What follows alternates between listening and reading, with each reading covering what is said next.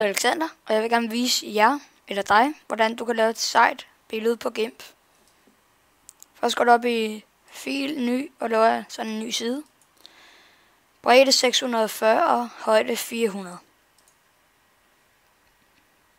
Jeg har lige lavet noget andet i løbet af dagen, så får den lige vid. Det er din i starten, så det skal du ikke rode ved. Gå op og skriv din tekst med sort ved at trykke på A'et. Bare tryk et sted på skærmen, og så skriv din tekst. Skriftstørrelse skal være på 290, vil jeg foretrække. Eller anbefale. Og så sådan lidt ud i siden, ikke helt ind i midten. Så ude, og så har man sådan en her boks herude. Hvis du ikke har den, går du op i vinduer, seneste lukket, og så trykker du på den her. Så vil der stå en hel masse her, så trykker du bare på den. Så kommer den frem. Nå. Men du højreklikker på din tekst her, og alfa til markering. Så kommer der sådan en markering rundt om din tekst. Går du over i den her sølvplade, og så vælger du 2 farver. Det skal være blå, vil jeg foretrække. En lidt mørkere blå og en lidt lysere. Den mørkere blå, der er HTML notation 1A86D2. Eller du kan også bare kopiere alt det her, skrive det ind i din egen boks. Så er den lidt lysere.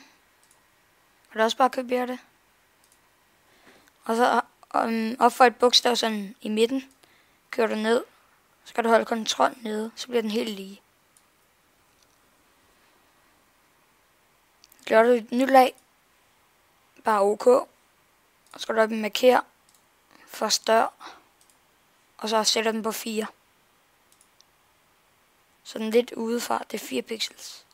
Så går du over i malerspanden, en til venstre for den vi lige er inde i, og maler den sort. Så går du over i den her boks igen, kører den ind ned, kan du se, nice effekt, en rigtig sej effekt synes jeg. Op i markere, eller så går du op i markere intet. Så op på den øverste, højre klikker du, og foran nedad. Så laver du et nyt lag igen. Kør den ene ned, så den er i midten. Går du over i din pensel.